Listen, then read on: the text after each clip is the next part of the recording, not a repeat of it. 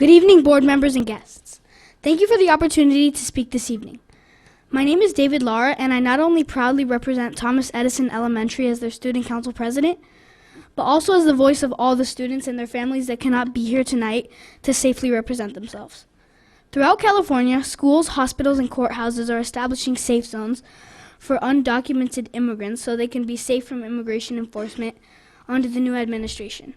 I have always been taught, and I strongly believe, that immigrants are an asset to our country, not a threat.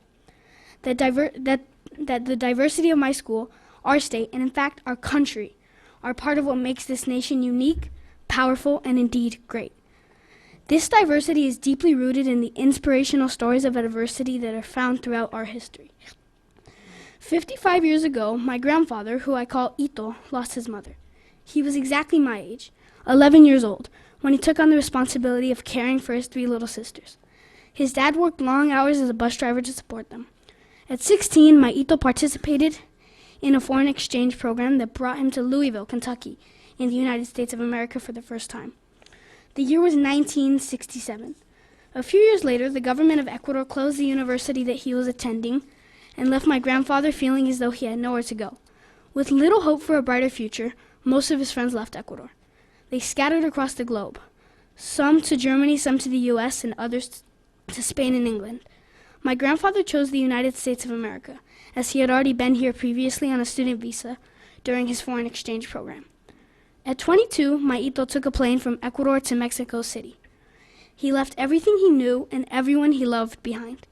He hid in car trunks, walked alone in unfamiliar places for miles, rode in the cars of strangers, and eventually found his way to New York City.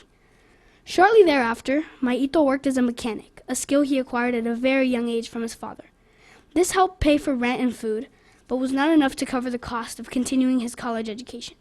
He came here with nothing, but the U.S. represented a promise. The promise that if he worked hard, he could build a life for himself and his family. With only a sheer will and desire, he could succeed. My Ito has worked very hard all his life. He still does. He and my Ita have been married for 40 years now. They moved to California, where he raised his family. Perhaps his proudest accomplishment is that his 3 children are all college graduates, my mom graduating with high honors from UC Berkeley. I share this story because to me, this is all of our stories. This is the story of America. Perhaps our grandparents or great-grandparents or our great-great-grandparents didn't fulfill all their dreams, but they set a course for us, for me, to have the opportunity to achieve ours. My Ito inspires me, and the thought that he or anyone like him seeking a better life with a desire to work and contribute would be looked down upon saddens me. I hope that we all remember these stories in our own family and our own history. I hope we can set an example starting here by providing a safe place that guarantees equal treatment to all students and reassures their families that we will stand together to protect each other. Thank you. Thank you.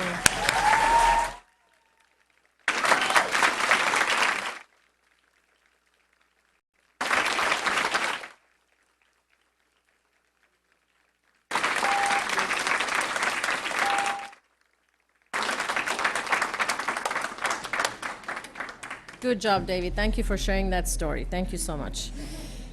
Next speaker, we have Elizabeth